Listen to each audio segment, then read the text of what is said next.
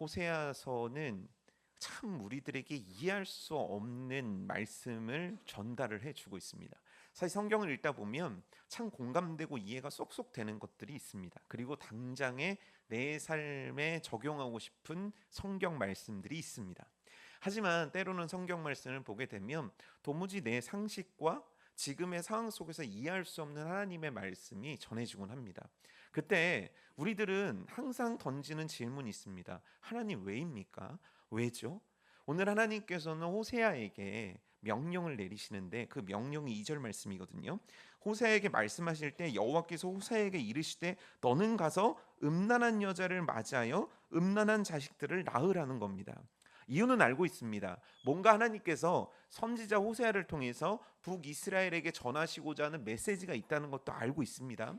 그리고 그 메시지는 참으로 중요하며 왜 하나님께서 이렇게 결혼을 하게끔 하셨는지도 우리는 알고는 있습니다. 하지만 중요한 건 뭐냐면 호세아 개인적으로 봤을 때, 그리고 우리를 호세아하고 동일선상에 놨을 때 이 말씀은 너무 이해가 안 됩니다. 너무 받아들이기가 쉽지 않습니다.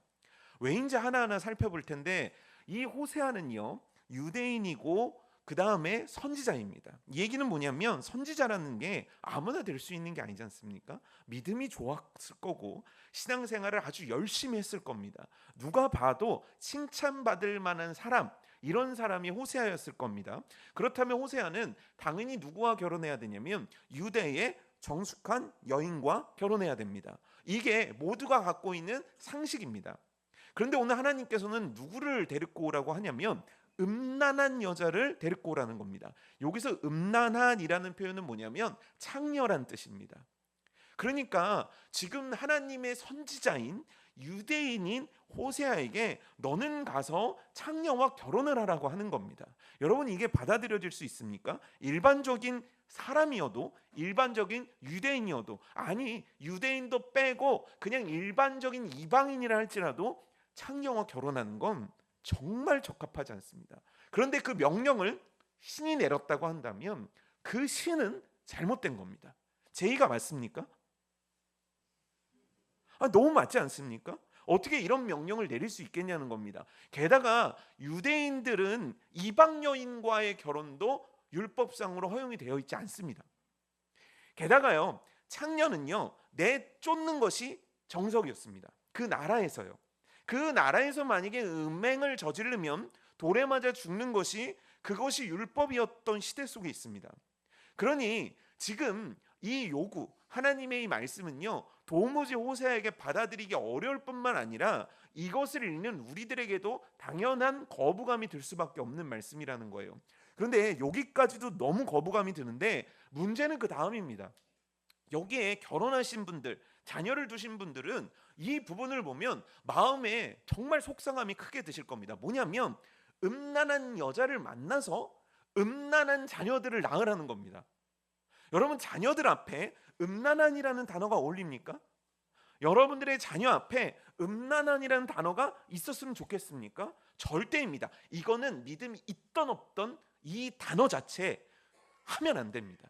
만약 이걸 하나님이 했다고 한다면 우리는 그 하나님에 대해서 의심할 거고 이상하게 생각할 겁니다. 아니, 어떻게 하나님은 그런 여자를 만나 그런 가족을 이루라고 하시고 그런 자녀들을 지칭하시기를 음란한 자녀들이라고 이야기할 수 있겠는가? 물론 안다는 거죠. 왜냐하면 2절 말미에 그 이유도 나와 있습니다. 하지만 오늘 다루고자 하는 건 호세아 개인 한 사람, 한 명의 신앙인이 오늘 이 말씀을 이해한다는 것, 이 말씀을 그대로 받아들인다는 것, 이 말씀이 주의 말씀이니 옳습니다라고 하기에는 너무 쉽지 않다라는 겁니다. 이 세 자녀의 이름이 얼마나 기가 막힌지 보실래요? 첫 번째가 4절 말씀인데 이스르엘이라는 이름을 짓게 합니다. 이 이스라엘은요 땅 이름입니다. 가나안하고 사마리아 어디쯤에 있는 땅 이름이에요. 근데 이 땅이 어떤 땅이냐면 예후라는 자가 아합의 후손들을 칼로 죽인 곳입니다. 그러니까 뭐냐면 하나님께서 그의 심판을 내린 땅이라는 거예요. 하나님께서 그의 심판을 내린 땅. 그러니까 뭔가 통쾌하십니까? 아닙니다. 이스라엘에는요 얼마나 좋은 의미의 땅들이 많은지 모릅니다. 베들레헴, 얼마나 좋습니까? 그럼에도 불구하고 하나님께서는 이 아들의 이름을 이스르엘로 지라는 거예요. 하나님의 심판을 상징하는 이름, 피의 보복이 상징하는 이름, 피로 인한 민족의 고통이 있던 그곳을 아들의 이름으로 지어주라는 겁니다. 여러분, 이게 납득이 될 만합니까? 그 당시에 사람들이 다 아는 그 지명, 그 저주받은 땅의 이름을 내 자녀에게 붙인다는 것, 그 자녀의 이름을 매일매일 불렀을 때 여러분 호세아의 마음이 어떻겠습니까? 좋았겠습니까? 너무너무 비참한 거 아닙니까? 그리고 나서야 호세아는 둘째로 딸을 낳게 됩니다. 근데 그 딸 이름을 뭐라고 지냐면 로루하마라고 짓습니다. 로는요, 아니다라는 뜻이에요. 루하마는 뭐냐면 긍휼, 자비라는 뜻입니다. 이 긍휼과 자비의 주체는 누구죠? 하나님입니다. 하나님께서 긍휼을 베푸신다. 하나님께서 자비를 베푸신다. 근데 여기에 로가 붙게 되면 뭐라고요? 아니라는 거예요. 뭐냐면 너의 인생엔 하나님의 긍휼 따위는 없어. 너의 인생에 하나님의 자비 따위는 없어. 너의 인생은 긍휼도 자비도 입을 수 없는, 그럼 긍휼과 자비가 없으면 뭐만 입는다는 겁니까? 그의 인생엔 심판밖에 없다는 거예요. 그걸 딸 이름으로 지어주라고 하나님께서 그 이름을 주셨다는 거예요. 세 번째는요, 아들을 낳는데 그 아들의 이름은 뭐냐면, 기다려 보세요, 로함미라고 한다는 거예요. 로함미. 예, 로함미. 암미라는 말은 백성이라는 뜻입니다. 이 얘기는 뭡니까? 로가 붙은 뭐라고 했어요? 아니다라고 했죠. 너 내 백성 아니다라는 뜻이에요. 여러분, 이런 이름을 지금 호세아는 자녀들한테 지어줘야 돼요. 그리고 매일같이 이 이름을 불러야 됩니다. 여러분, 만약에 오늘 여러분들에게 이런 말씀이 주어지면 어떻겠습니까? 이해할 수 있습니까? 받아들일 수 있습니까? 이건요, 순간의 고통이 아니에요. 이 고통이 얼마나 갈지 몰라요. 이거는요, 순간의 어떤 선택이 아니에요. 이건 호세아의 인생을 망가뜨릴 일이에요. 음탕한 여자와 만나 음탕한 가정을 이루고 싶은 남자는 없다는 겁니다. 그래서 오늘 이 부분을 읽게 되면 우리는 계속 이 질문을 던지게 됩니다. 왜요? 왜 이런 명령을 하셨습니까? 그리고 또 궁금합니다. 왜 호세아는 도대체 이 명령을 따른 겁니까? 너무 궁금하지 않습니까? 왜 이런 명령을 하셨고 왜 이 말씀을 따랐을까? 우리는 그것이 너무 궁금하고, 또 한편으로는 마음속에 은근한 부담과 무거움이 자리 잡게 됩니다. 혹시 하나님께서 내 인생에 이와 같은 말씀을 하시면 어쩌지? 혹시 하나님이 내 인생에 이러한 요구를 하시면 어쩌지? 물론 성도님들은 별로 이렇게 이런 하나님이 나한테 이런 명령을 할 거라는 생각을 아마 거의 안 하실 겁니다. 근데 제가 참 뜨거웠을 때 청년 시절에 이 말씀을 읽는데 너무 부담이 되는 거예요. 왜냐면 그때 결혼을 안 했으니까. 하나님께서 진짜 어느 날 나한테 이런 배우자와 결혼을 하라고 그러면 어떡하지? 하나님께서 날 향한 뜻이 이런 가정을 만들라고 하면은 나는 정말 어떻게 하지? 난 정말 순종할 수 있을까? 그 당시에 제가 이것 때문에 얼마나 마음이 무거운지 몰라요. 하나님께서 내가 원하는 여자가 아니라, 내가 바라는 여자가 아니라 그 정반대의 여자를 허락하시면 어떡하지? 하나님께서 내 머릿속에 있는 가정의 이미지 말고 그것과 상관없는 가정의 이미지를 그리고 너 이대로 살아야 되라고 말씀하시면 나는 과연 순종할 수 있을까? 여러분들은 어떠십니까? 이런 요구를 하신 하나님이 너무하십니까? 이런 말씀 앞에 여러분들은 어떻게 반응할 수 있겠습니까? 지금 벌써 이제 설교를 시작한 지 약 9분 정도 됐습니다. 근데 난 이미 자식도 다 낳고 이미 결혼도 했고 그래서 주무시고 계십니다. 정말 말씀을 너무 순수하게 그 상황 그대로 받아들이신 여러분들의 그 아이와 같은 마음에 칭찬을 보냅니다. 아이들은 9시 넘어서면 자니까요. 하지만 여러분들은 아이가 아닙니다. 아직 시작도 하는 말씀 앞에서 그렇게 폐잔병같이 주무시고 계시면 이 연사는 너무 슬프지 않겠습니까? 자, 이 문제에 대해서 굉장히 많은 신학자들이 고민을 했습니다. 그래서 몇 가지의 가설들을 만들어내기 시작했어요. 그러니까 뭐냐면 이게 진짜 하나님의 명령이라고 하기에는 한 인생을 너무 비참하게 만드는 것이고, 그리고 이게 아니어도 얼마든지 다른 방식들이 있을 텐데 이걸 하나님이 진짜 음탕한 여자를 만나게 하시고 음탕한 결혼을 시키셨다는 건 하나님이 아니야. 은혜의 하나님, 사랑의 하나님, 자비의 하나님, 우리들에게 좋은 걸 주신 하나님의 이미지가 아니야. 그래서 신학자들이 아주 쥐어짜면서 몇 가지 이론을 만들었거든요. 첫 번째 이론이 뭐냐면 상징설이 있어요. 그게 뭐냐면 고멜은 상징적이라는 거예요. 그러니까 고멜과 호세아는 실제 실존하는 인물이 아니라는 겁니다. 그럼 뭐냐면 하나님께서 환상을 보여주셨다는 거예요. 맞습니까?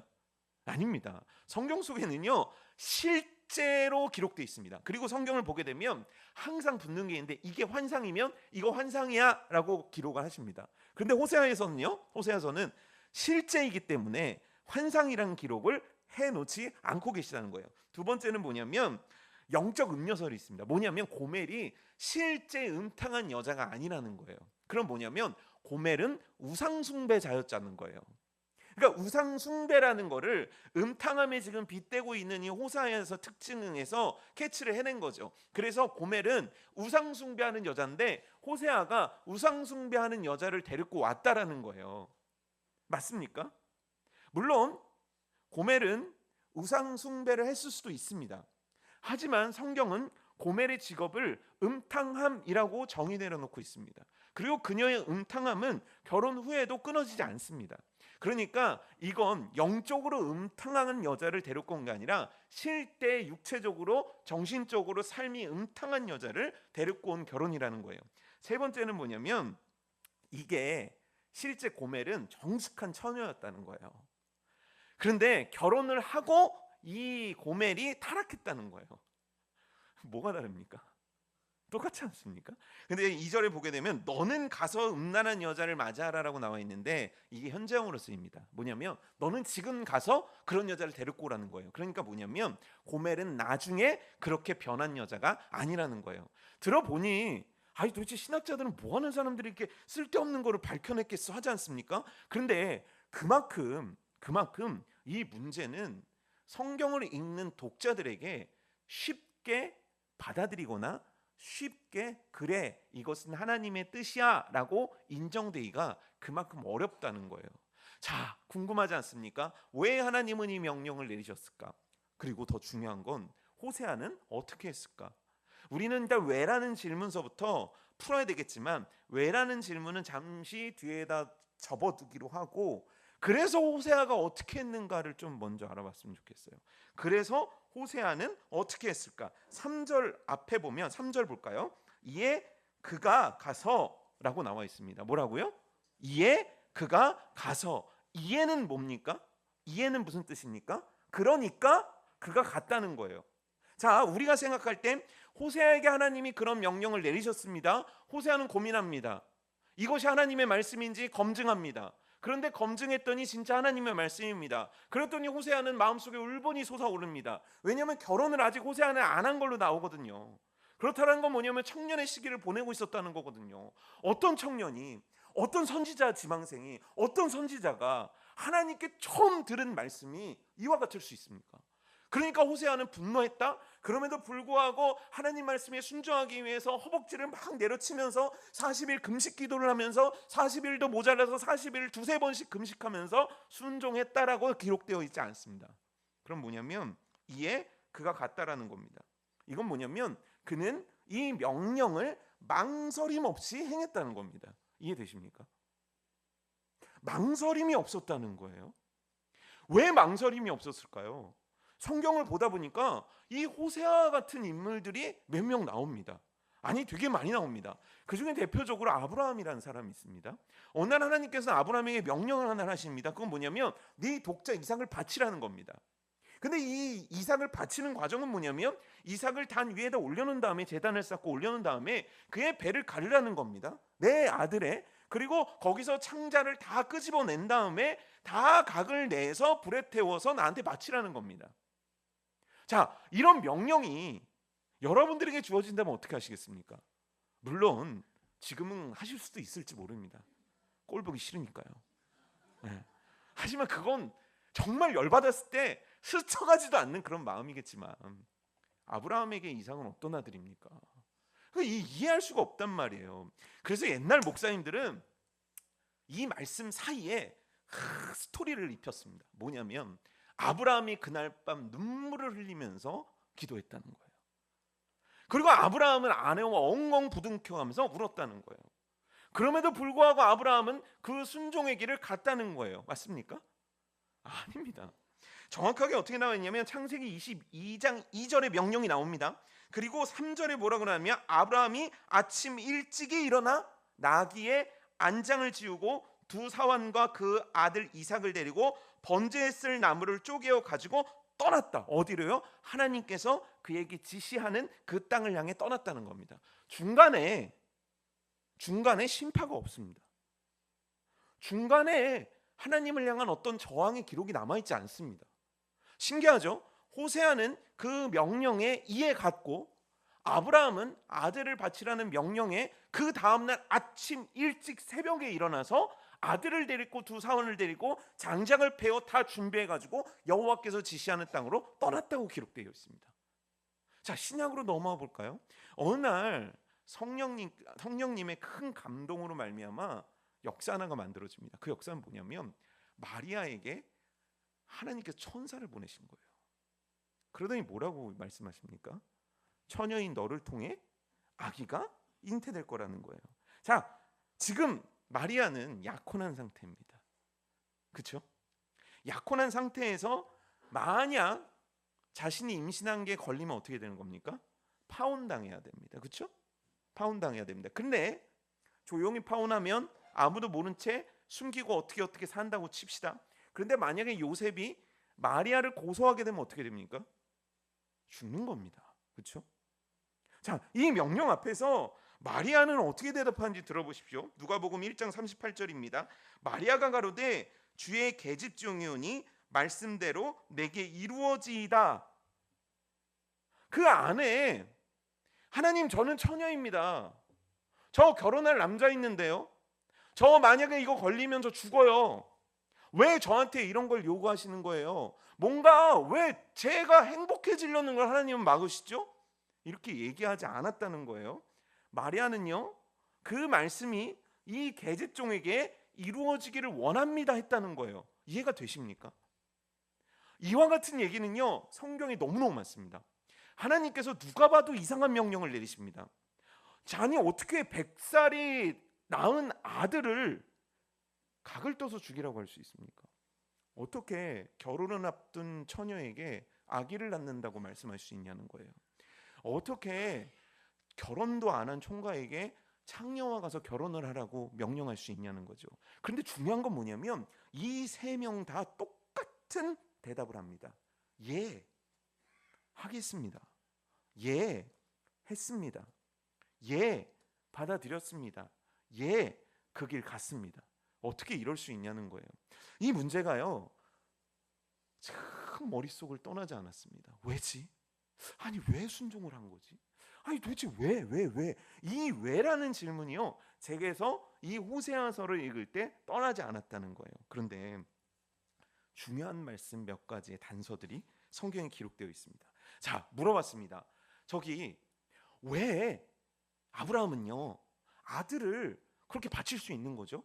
그랬더니요, 히브리서에 기가 막힌 답 하나가 써 있습니다. 뭐라고 써 있냐면 히브리서 11장 19절 말씀인데, 저가 하나님이 능히 죽은 자 가운데서 다시 살리실 줄로 생각한지라. 이 생각했다는 건 누가 생각했다는 겁니까? 아브라함이 그렇게 생각했다라는 거예요. 이해되십니까? 로마서 4장 18절에 이렇게 나옵니다. 아브라함이 바랄 수 없는 중에 바라고 믿었다는 거예요. 뭐를 바랄 수 없는 중에 믿은 겁니까? 내 후손이 이와 같으리라 하신 말씀대로 많은 민족이 되게 하려 하심이라. 아브라함이 인생 동안에 하나님께서 나를 통해 민족을 만드시겠다는 걸 항상 그는 믿고 바라고 있었다는 거예요. 그런데 그 상황이 아들을 죽여야 된 상황이에요. 그런데 그때도 하나님께서 이 아들을 살리셔서 그 민족을 만드실 거라는 것들에 대해서 아브라함은 믿고 있었다는 거죠. 자, 마리아는 어떨까요? 마리아는요, 이제 엘리사벳을 만나게 됩니다. 근데 그 엘리사벳이 뭐라고 말하냐면 누가복음 1장 45절에서 주께서 하신 말씀이 반드시 이루어지리라고 믿은 그 여자에게 복이 있도다. 지금 그 여자는 마리아를 지칭합니다. 마리아가 왜 복이 있는 겁니까? 그 말씀이 내게 이루어질 거를 믿고 있다는 거예요. 그리고 나서 마리아가 그 찬양, 그 고백을 들은 다음에 마리아가 하나님 앞에 찬양하는 내용인데 뭐냐면 마리아가 이르되 내 영혼이 주를 찬양하며 내 마음이 하나님 내 구주를 기뻐하였다는 거예요. 이 명령을 기뻐했다는 거예요. 여러분 언제 기뻐하십니까? 하나님이 여러분들에게 무슨 말을 해주면 기뻐하시겠습니까? 너한테 100억을 주노라. 너의 집에 명문 집안을 허락하노라. 너에게 대기업을 주노라. 너의 건강이 머리부터 발끝까지 20대 청춘처럼 건강해질 것이다. 이럴 때 우린 뛸 듯이 기뻐하지 않습니까? 뭐냐면 아브라함과 마리아의 공통점은 뭐냐면 그래요. 하나님 말씀에 순종했다는 거예요. 왜냐하면 그 이유가 뭐냐면 이들은요 가장 절망적인 명령 앞에서 소망을 보고 있었다는 거예요. 하나님께서 지금의 절망의 상황이고 아들을 죽이면 죽겠지만 다시 살리셔서 민족을 만들어 가실 거야. 하나님이 이루실 소망을 아브라함은 믿고 보고 있었다는 거예요. 마리아는요 내가 어떻게 될지 몰라요. 내가 진짜 어떻게 될지 몰라요. 그런데 마리아는 믿고 있었다는 거예요. 이 아이가 태어날 것이고 이 아이가 주의 말씀대로 그 놀라운 일들을 이루어낼 거야라고 믿고 있었던 거예요. 그럼 이건 뭡니까? 마리아도 아브라함도 지금 그 힘든 상황 속에서 힘든 명령 앞에서 놀랍게도 그들은 하나님이 주시는 소망을 보고 있었다는 겁니다. 그래서 이들의 순종은 슬프지가 않아요. 아브라함의 순종은요 아브라함이 모리아산으로 가는 과정은요 굽이굽이 눈물고비 아리랑 고개를 넘어가는 게 아닙니다. 지금 마리아의 순종은요 어떻게 하면 좋지 하고 배를 가리고 배에 복대를 묶는 어떻게든 숨고 가리려는 그런 순종이 아닙니다. 이들은요 이 자체를요 하나님이 이루실 소망으로 바라보고 있었고 이 소망 가운데 일하실 하나님을 그들은 바라보고 믿고 있었기 때문에 순종이 절규와 아픔이 아니라 기쁨의 순종이 될 수 있었다는 거예요. 이해가 안 되시죠? 어떻게 이 상황 속에서 소망을 봅니까? 어떻게 이 상황 속에서 하나님이 이루실 소망이 보일 수 있겠습니까? 누가 봐도 하나님이 나 벌내리려고 하나님이 나 혼내려고 주는 상황 같은데 말입니다. 그런데요 놀라운 건 이 소망을 하나님은 오늘도 우리들에게 바라보게 하시사 우리들로 하여금 순종해 나가기 원하신다는 거예요. 이스라엘은요 어려워집니다. 왜냐하면 남유다가 멸망했어요. 그리고 나서 이들은 바벨론 포로로 끌려갑니다. 그 포로로 끌려간 세월이 1, 2년도 아니고 계속 중복이 되다 보니까 이들은요 어느 순간 현실에 집중해 버리게 됩니다. 현실에 집중하다 보니까 이들에게 남은 건 뭐냐면 바벨론에서 잘 먹고 잘 사는 거예요. 그래서 놀라운 건 뭐냐면 이들을 향하신 하나님의 놀라운 소망의 회복의 말씀들을 다 잊어버립니다. 근데 그때 이사야 선지자를 통해서 하나님께서 백성들에게 주신 말씀입니다. 이사야서 55장 8절에서 9절 말씀인데요. 이는 내 생각이 너희의 생각과 다르며 내 길은 너희의 길과 다름이니라. 여호와의 말씀이니라. 이는 하늘이 땅보다 높음 같이 내 길은 너희의 길보다 높으며 내 생각은 너희의 생각보다 높음이니라. 잘 들으셨습니까? 누가 높다는 거예요? 누구의 생각보다 누구의 생각이 높다는 겁니까? 하나님의 생각이 너의 생각보다 높다는 거예요. 요 문장 기억하십니까? 누구의 생각이 누구의 생각보다 높습니까? 뭐가 갑자기 예수님이 나옵니까? 네, 이해되셨죠? 요걸 머릿속에 잘 담아 두십시오. 그리고 나서 이제서부터 하는 설명을 잘 들어보십시오. 자, 에스더가 있었습니다. 에스더 누군지 아십니까? 네, 오늘 많이 언급되고 있는 전도회죠. 죄송합니다. 수산나에게 에스더가 데려간 건요. 그렇지만 에스더처럼 곱게 늙으시기를 축복합니다. 자, 생각을 해보십시오. 자, 에스더가 있습니다. 에스더가 뭐가 되죠? 여왕이 됩니다. 왕이 왜 됩니까? 여왕이 되죠. 정신 좀 차리시다. 여왕이 됩니다. 그렇죠? 여왕이 된 에스더는 좋았겠습니까? 나빴겠습니까? 여러분들의 딸이 여왕이 됐습니다. 좋습니까? 나쁩니까? 좋죠. 부귀영화가 따르지 않습니까? 그런데 어느 날 이 지금 있는 유다인들에게 어려움이 찾아옵니다. 그거 내용 아시죠? 요거 내용 얘기하면 오늘 11시에 가야 되니까 모르시는 분들은 에스더 짧으니까 오늘 밤에 읽어보시기 바랍니다. 자, 근데 그 상황 속에서 모르드게라는 사람이 나타납니다. 모르드게는 에스더의 삼촌입니다. 양아버지처럼 에스더를 딸처럼 키웠던 아버지와 같은 존재입니다. 그리고 나서 에스더에게 요구 하나를 합니다. 뭐라고 요구하냐면 너 왕 앞에 가라는 거예요. 너 왕 앞에 가서 지금 유다인들이 하만 때문에 이런 억울한 일을 당했다라는 걸 얘기를 하고 유다인들을 좀 살려줘. 이거를 네가 가서 대신 얘기해 달라고 얘기를 합니다. 자, 여기까지 아시죠? 근데 에스더가 오케이 합니까? 노 합니까?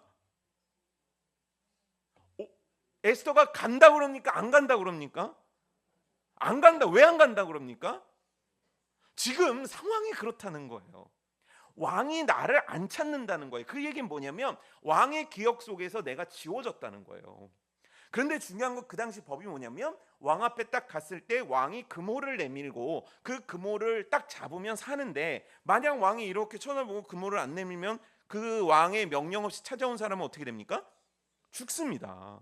그러니까 에스더는요 알고 있는 거예요. 지금 현실적으로 어떤 상황이 펼쳐지는지. 뭐냐면 내가 지금 예전과 같은 에스더가 아니에요.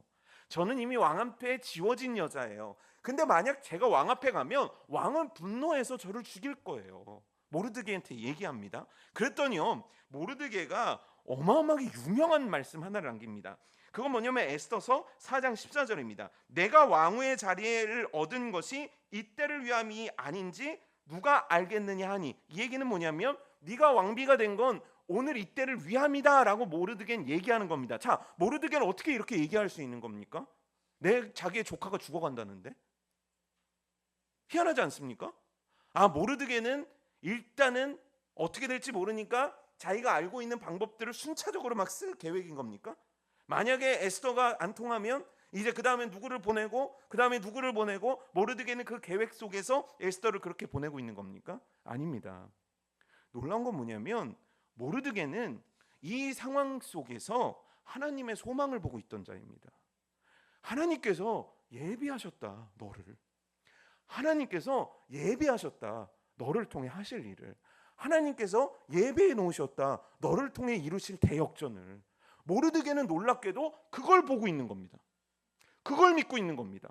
그래서 에스더에게 달려와서 이 말을 하고, 그 말을 행하는 에스더에 대해서 긍휼히 여기면서 불쌍히 여기면서 에스더야 나를 위해서 이렇게 해다오 울먹이면서 얘기하지 않습니다. 굉장히 당당하게 이 말을 하고 있는 겁니까? 이때를 위함이다 에스더, 움직여라. 근데 에스더는요 이 말씀을 듣기 전까지 그녀의 모든 시각은 다 갖춰져 있습니다. 뭘로 갖춰져 있습니까? 뭘로 갖춰져 있는 겁니까?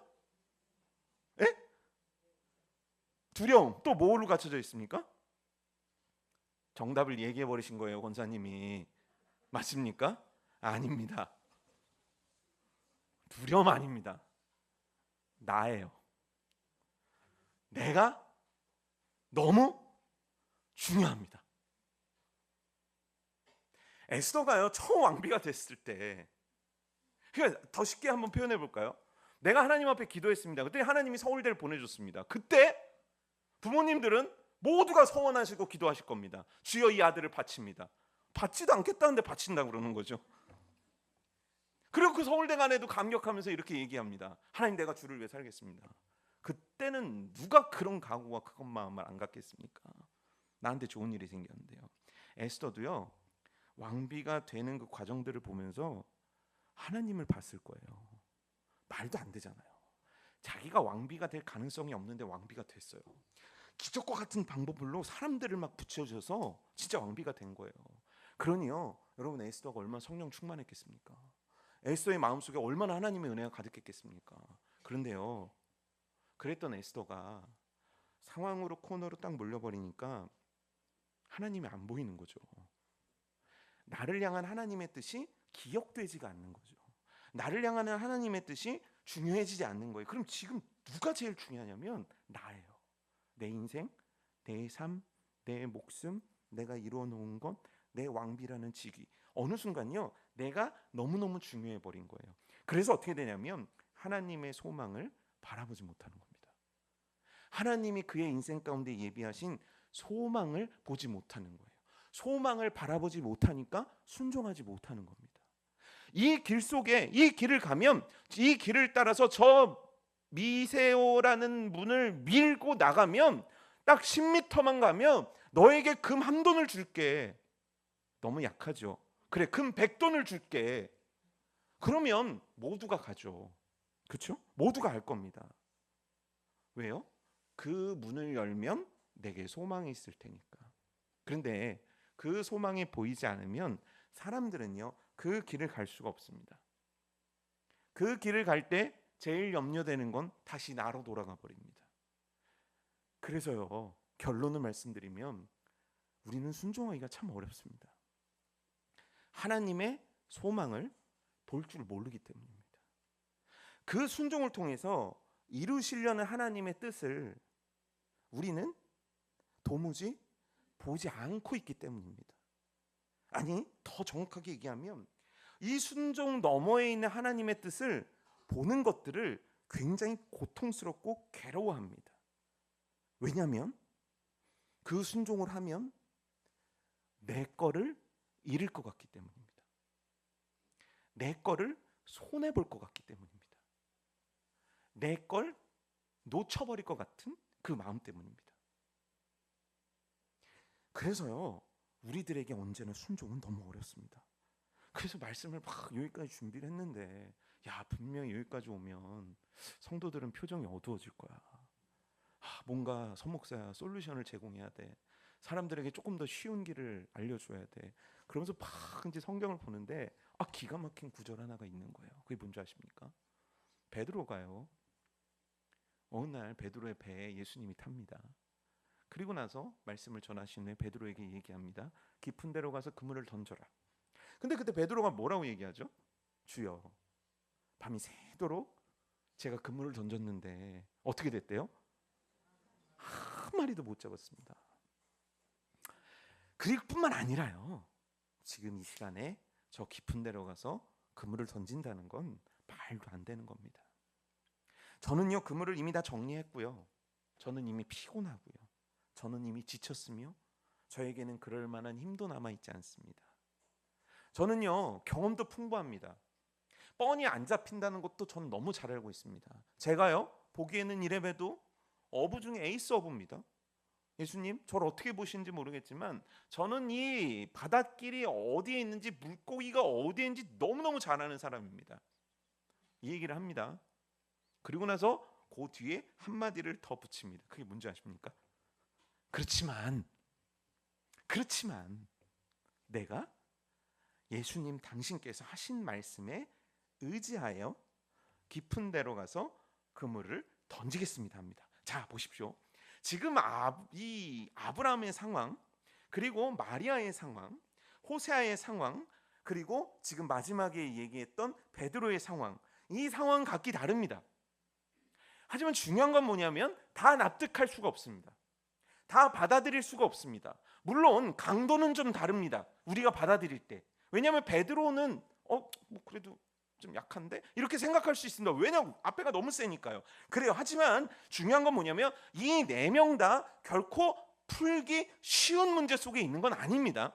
그런데 베드로가 우리들에게 기가 막힌 얘기를 하는데 그게 뭐냐면 내 얘기, 내 생각, 내가 했던 경험들이 이렇게 있습니다. 그런데 나는 지금 당신의 말을 의지해 보겠습니다. 그래서 그물을 던지겠다고 얘기한다는 거예요. 근데 이 의지하다라는 말의 어원을 살펴보니까 뭐가 있는 줄 아십니까? 무엇 위에란 뜻을 갖고 있다는 거예요. 이 얘기는 뭐냐면 내 경험, 내 생각, 내가 살아왔던 것, 내가 소중한 것, 내 형편, 내 상황, 내 가치, 나의 어떤 것들 위에 딱 하나님의 말씀을 올려놓겠습니다, 이 뜻이에요. 이해되십니까? 그러니까 우리들에게 순종에 그럼 뭔가 되게 어려울 것 같아요. 개념도 너무 어렵고 이걸 받아들인다는 게 너무 어렵고, 왜냐하면 나는 호세아도 아니고 나는 아브라함도 아니고 나는 마리아도 아니고 나는 베드로도 아니고 뭔가 되게 어려울 것 같아요. 근데 이 내 생각이란 것 위에 하나님의 말씀을 올려놓는 것, 이건 어떻습니까? 내 생각과 내 경험 위에 하나님의 말씀을 한번 올려놓는 것, 이건 어떻습니까? 쉽지 않습니까? 할만하지 않습니까? 순종이 뭐냐면 내가 갖고 있는 것 위에 하나님의 말씀을 올리는 겁니다. 그래서 내가 평소에는 내가 원하는 대로 살았는지 모르지만 이 순간에는 하나님의 말씀을 위에 올려놓고 사는 겁니다. 이게 하나님의 말씀을 의지하는 것이고, 이 의지함으로 그물을 내리는 것, 이것을 두 글자로 순종이라고 얘기하는 겁니다. 호세아가 어떻게 순종했는지 모르겠습니다. 왜 그렇게 아브라함이 소망을 보고 마리아가 그렇게 소망을 보면 순종했는지 모르겠습니다. 하지만 발견할 수 있는 단서는 뭐냐면, 그들은 자신의 생각과 자신의 삶 위에 하나님의 말씀을 올려놓을 줄 아는 자였다는 겁니다. 그럼 한번 생각해 보시죠. 여러분들에게 하나님의 말씀이 주어집니다. 그 말씀은 여러분들과 너무 다릅니다. 여러분들이 지켜낸 적도 없고 지킬 수도 없습니다. 그런데 그 삶 위에 잠깐 말씀을 올려놓을 수 있지 않습니까? 내가 그렇게 생각했던 생각 속에 하나님의 말씀을 올려놓을 수 있지 않겠습니까? 나는 절대 할 수 없다라고 생각했던 그 하루에, 그 장소에, 그 선택 속에 그 위에 하나님의 말씀을 올려놓는 건 할 수 있는 일 아닙니까? 해야 되는 일 아닙니까? 우리들에게 순종은요, 저 위대한 선진들이 이루어놓은 어떤 업적이 아닙니다. 하나님은요, 오늘 우리들의 인생 가운데 이렇게 명령하고 계신 겁니다. 너네가 그렇게 살았지? 알아. 그런데 잠깐만, 네 삶 위에 내 말씀을 올려놔라. 너가 오늘 들었던 그 말씀 있지? 너가 그 주일에 들었던 말씀 있지? 너가 오늘 통독을 통해서 읽었던 그 말씀 있지? 너의 삶 위에 그 말씀 올려놔라. 그 말씀을 올려놓고 그 말씀을 선택해봐라. 하나님의 말씀은 우리들에게 이걸 요구하시는 거예요. 그런데 여러분, 또 하나 여러분들에게 오늘 돌아가시는 길 평안과 기쁨을 드리겠습니다. 뭐냐면, 하나님은 어느 날 갑자기 아브라함에게 너 내 아들 내놔, 마리아에게 어느 날 갑자기 너 이제 아들 낳아야 된다, 호세아에게 어느 날 갑자기 너 음탕한 여자랑 결혼해, 이렇게 얘기하시지 않으셨다는 겁니다. 그럼 뭐냐면, 아브라함의 말씀 속에 단서가 있어요. 22장 1절이 이제 쭉 그 이삭을 바친 내용이거든요. 근데 1절에 앞에 부분에 뭐라고 기록되어 있냐면, 그 일 후에라고 기록되어 있습니다. 뭐라고요? 그 일 후에. 그 일이 무슨 일일까요? 네? 뭐 아는 것 같이 또 대답을 하시네요. 그냥 넘어가려고 그랬는데. 자, 그 일은 무슨 일일까요? 앞에 있었던 일들을 얘기합니다. 앞에 무슨 일이 있었습니까? 너는 보토치적 아비의 집을 떠나부터 수도 없는 인생의 길. 그러면 이삭이 대략 15살 정도로 생각을 하고 75세의 아브라함이 그 여정을 시작했습니다. 자, 몇 년 정도 아브라함은 하나님과의 여정을 걸어냈을까요? 네? 네? 한 40년 정도, 그렇죠? 40년 이상을 하나님은 아브라함의 발걸음을 순종으로 바꾸어 내셨습니다. 이해되십니까? 하나님은요, 아브라함이라는 자를 택하셔서 날마다 순종하는 자로 그의 인생을 바꾸어 놓으신 거예요. 왜죠? 하나님은 그에게 이스라엘이라는 어마어마한 역사를 그라는 자를 통해 이루기를 원하셨기 때문입니다. 믿음의 조상을 만들고자 하는 하나님의 여정이 그 아브라함의 인생 가운데 있었고, 그 클라이막스가 이삭을 바치는 하나님의 테스트였다는 거예요. 근데 그 테스트는요, 준비가 되어진 아브라함에게 허락하셨다는 겁니다. 이해되십니까? 이 얘기는 뭐냐면, 하나님은 어느 날 마리아에게 갑자기 나타나신 게 아닙니다. 그럴 만한 마리아를 만들고 계셨던 세월들이 있었던 겁니다. 하나님은 어느 날 호세아에게 갑자기 명령하신 게 아닙니다. 하나님은 그럴 만한 호세아를 만들고 계셨다는 거예요. 호세아는 왜 순종했습니까? 어떻게 순종했습니까? 간단합니다. 하나님께서 그를 순종할 수 있도록 만들어 가셨기 때문입니다. 여러분, 이건 지금 오늘 순종하지 못하는 우리들의 인생 가운데 너무너무 큰 소망의 말씀이 됩니다. 왜냐하면 하나님께서는 그렇게 우리를 만들어 가고 계시기 때문입니다. 요나 아십니까? 요나 아십니까? 하나님은 요나에게 어디로 가라고 합니까? 근데 어디로 갑니까? 왜요? 왜죠? 가기 싫어서요. 왜 가기 싫어요? 니느웨가 싫어요. 그래서 난 가고 싶지 않은 거예요. 자, 그렇겠습니다. 그랬더니 하나님께서 풍랑을 만들게 하셔서 어디 속으로 들어가게 하십니까? 물고기 뱃속. 생각만 해도 끔찍하죠. 물고기 뱃속에 들어가게 하십니다. 그러자 요나가 회개를 하기 시작합니다. 기가 막힌 타이밍입니다. 네. 그 요나가 회개를 합니다. 그러자 물고기가 육지로 뱉어버립니다. 그리고 나서 요나는 어디로 갑니까? 니누에로 갑니다. 그래서 니누에 가서 요나가 뭐 합니까? 회개하라. 그렇죠? 그때 니누에가 어떻게 됩니까? 회개합니다. 그러니까 요나가 어떻게 됩니까? 열받습니다. 왜죠? 왜죠? 그는 애초에요, 하나님이 원하시는 순종을 하지 않았습니다. 싫었거든요. 그가 잘못된 선지자고, 그가 악한 선지자고, 그가 타락한 선지자고 이 얘기를 하는 게 아닙니다. 그는 하기 싫은 게 있었던 거예요. 근데 그 하기 싫은 걸 하나님이 시킵니다. 그래서 도망갑니다. 그리고 회개합니다. 내가 이제 순종하겠습니다. 그런데요, 그의 순종 속엔 하나님이 원하시는 그 진실된 마음의 순종이 있었습니까? 없었습니다. 그냥 하라니까 하는 겁니다. 그러면 하나님은 요나를 어떻게 하셔야 됩니까? 죽이셔야 됩니다. 그렇잖아요. 아니 여러분, 구약 성경을 보다 보면 이 사람 왜 죽이셨어? 좀만 살려주시지, 이런 사람들이 있습니다. 그런데 그런 이유로 따져보면 요나는요 이미 죽었어야 됩니다. 근데 하나님은 죽이십니까? 안 죽이십니까? 안 죽이십니다. 놀랍게도요, 하나님은 끝까지 요나를 설득하고 계십니다. 어떤 사람이 되기를 원하고 계십니까? 순종의 사람으로 하나님은 요나를 만들어가고 계시는 거예요. 하나님은 오늘도 여러분들을 순종의 사람으로 만들어가고 계십니다. 근데 문제가 있습니다. 우리는 이 매일에 하나님께서 만들어주신 순종의 수업에 참여하려고 하진 않습니다. 제가 성경을 이렇게 보는데 이번 주가 이제 디모데 전서 말씀을 나누는데 뭐 감독의 조건, 집사의 조건 막 이런 게 나오는 거예요. 그러고 나서 이제 성경을 이렇게 보는데 하나님은 성경 말씀에 우리들의 인간관계에 의해서 매우 중요한 원칙 하나를 세우셨더라고요. 부모를 공경하는 순종을 해야 돼요, 부모에게. 그렇죠? 그리고 나라를 다스리는 자에게 어떻게 해야 됩니까? 순종해야 돼요. 사장님에게 어떻게 해야 됩니까? 순종해야 돼요. 목사님에게 어떻게 해야 됩니까? 뭐예요? 싫어요? 나한테 순종하기 싫은 거예요? 물론 지금 제 얘기를 사람들은 고깝게 듣고 오해할 건 압니다. 교회 권위가 뭐라고 합니까? 순종하라고 합니다. 그렇죠? 장로의 치리에 뭐라고 합니까? 순종하라고 합니다. 희한하죠? 하나님은요, 그의 옳고 그름을 따지기 전에 우리들의 인간관계 속에서 주어진 모든 만남 속에서 딱 하나의 자세를 요구하고 계십니다. 그건 뭡니까? 순종이에요. 여러분, 옛날에 신앙생활 하신 분들은 그런 얘기 들어보셨죠? 목사님 말씀에 순종해야 된다고. 요즘 이런 얘기하면 돌 맞을 거죠. 네, 괜찮습니다. 전 돌을 맞을 수 있거든요.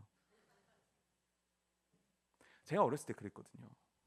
그렇게 배웠어요. 목사님 말씀에 순종해라. 교회가 뭘 정하면 순종해라. 근데 저라고 이게 안 올라왔겠습니까? 제가 얼마나 까탈스럽고 따지기 좋아하는 사람인데요. 그런데 언제나 그렇게 배웠습니다. 그거에 대한 반감도 엄청나게 많았었습니다. 왜 그래야 되죠? 왜 장로님들의 결정을 따라야 되는 거죠? 왜 목사님들이 말하면 무조건 해야 되죠? 아니 왜 오후 1시에 와서 청소를 하라는 거예요? 나는 이런 계획이 있는데. 아니 목사님, 합리적으로 용역 부르면 되는 거 아닙니까? 용역 부르면 우리보다 더 깨끗하게 해줄 텐데. 그렇지 않습니까? 그런데 저는 어릴 때부터 항상 그렇게 배웠습니다. 너 목사님 말씀 순종해야 돼. 그래서요, 제가 생긴 건 비록 이렇지만 제가 목사님들 말씀 참 그렇게 순종을 잘했습니다. 아무도 그렇게 생각 안 하시죠? 진짜입니다. 저는 제 부모 말은 안 들어도 목사님들 말은요 기가 막히게 잘 들었습니다. 왜냐하면 그래야 된다고 그냥 그 당시엔 생각을 했던 거예요. 여러분, 지금 목사님 말씀에 순종하십니까? 아니죠. 우리 정직하게 얘기해 봅시다. 좁은 공간에서 서로 얼굴 붉히지 말고. 여러분, 교회에서 당회에서 결정된 걸 순종하십니까? 아니죠. 일단 입부터 내밀죠. 그렇습니다. 왜죠? 내가 옳기 때문입니다. 여러분들이 틀리다는 게 아닙니다. 그런데 성경은 왜 자꾸 우리들에게 그 관계 속에서 순종을 요구하냐는 거죠. 간단합니다. 보이는 그에게 순종할 때 보이지 않는 하나님께 순종할 수 있기 때문입니다. 알아요. 마음에 안 드신다는 거 압니다. 여러분 저를 싫어한다는 거 저도 알고 있습니다. 저도 여러분들을 좋아하지 않습니다. 뭐 여러분들만 미워할 권한이 있는 줄 아십니까? 그런데 중요한 건 뭐냐면 저는 깨달았어요. 목사님에게 순종하고 교회의 권위에 순종하고 하나님께서 만들어 놓은 질서에 순종하는 것은 하나님께 순종하는 것이고, 그렇게 순종하는 자들은 하나님의 말씀에 순종합니다. 저의 순종의 훈련은요 그렇게 만들어졌습니다. 사랑하는 성도 여러분들이요, 여러분 똑똑한 거 잘 알고 있습니다. 아니 사실 잘은 모릅니다. 여러분들 대단한 것도 잘 알고 있습니다. 하지만 하나님은 오늘 여러분들의 사람과 사람의 관계 속에서 순종을 가리키고 계십니다. 청년들이요, 여러분들 부모님이 마음에 안 드는 거 너무 잘 알고 있습니다. 저도 여러분들의 부모님이 제 부모님이면 싫었을 겁니다. 아무도 안 웃고 있죠. 아마 청년 예배였었으면 박장대소하면서 옳소 막 이랬을 겁니다. 하지만 순종하십시오. 성도 여러분들이요, 당회에서 결정된 거, 교회에서 결정한 거, 담임 목사님이 여러분들한테 얘기하는 거 생각이 안 맞을 수 있습니다. 하지만 보이는 사람에게도 순종하지 않으면, 하나님께서 보이는 구조 가운데서도 보내주신 그 말씀들에 순종하지 않으면 죄송합니다, 여러분들은 절대 하나님 말씀에 순종할 수 없습니다. 오늘 우리들의 삶에 주어진 이 순종의 수업으로 들어오십시오. 그래서 순종할 수 없을 때 말씀을 내 삶 위에 자꾸 올려놓는 훈련을 하십시오. 그게 안 되면 교회 연수만 많아지고 직분만 높아집니다. 그래서 어떤 일이 일어나냐면 네가 뭔데 얘기가 나옵니다. 내가 담임 목사고 내가 장로고 배만 자꾸 나오는 거예요. 안 됩니다. 하나님은, 잘 들으십시오 여러분, 정말 싫어하십니다. 잘못 지시한 사람에 대해서는 하나님이 책임지십니다. 그건 하나님의 권한이니까요. 하나님이 우리들에게 원하시는 건 하나님이 만드신 질서 속에서의 순종입니다. 감사합니다. 아멘을 해주셔서. 정말입니다.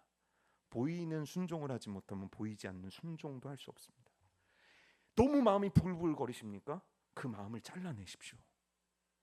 너무 이해가 안 되십니까? 그런 그 생각을 잘라내십시오. 하나님입니다. 왜 그럼 하나님은 우리의 관계 속에서의 순종을 원하시고 그 하나님께서 우리들에게 매일매일 주시는 말씀 가운데 순종하기를 원하시는 걸까요? 이유는 간단합니다. 하나님은 아브라함을 만들고 싶은 겁니다.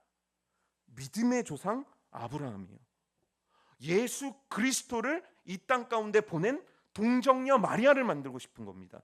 뭐냐면 하나님이 우리의 인생 가운데 붙여주고 싶으신 타이틀이 있는데 그건 순종이 아니고는 절대 달아질 수 있는 것이 아니기 때문입니다. 사랑하는 부모님 여러분들이요, 자녀를 순종하도록 가르쳐야 합니다. 그래야 이 자녀가 하나님 말씀에 순종합니다. 그래야 이 자녀에게 하나님이 주신 고유한 타이틀이 붙습니다. 민족의 지도자, 열방의 지도자, 열방을 품은 자, 어떤 단어를 하나님이 주실런지 모릅니다. 하지만 그 모든 것들은 순종으로부터 시작됩니다. 사랑하는 장로님들이요, 사랑하는 직분자 여러분들이요, 담임 목사님 말씀에 순종하십시오. 100% 옳아서가 아닙니다. 하나님께서 원하고 계시기 때문입니다. 사랑하는 성도님 여러분들이요, 당의 권위에 순종하십시오. 저분들이 옳아서가 아닙니다. 하나님이 원하시기 때문입니다. 그리할 때 믿으십시오. 하나님은 여러분들과 여러분들 자손들에게 주시고자 하는 타이틀을 주십니다. 하나님은 이삭에게 말도 안 되는 요구하십니다. 그 요구가 뭔지 아십니까? 너 머무르라는 거예요. 가뭄인데요, 애국가에 사는데요, 아니야 너 머물러. 그리고선 요구하신 게 있습니다. 농사를 지라는 거예요.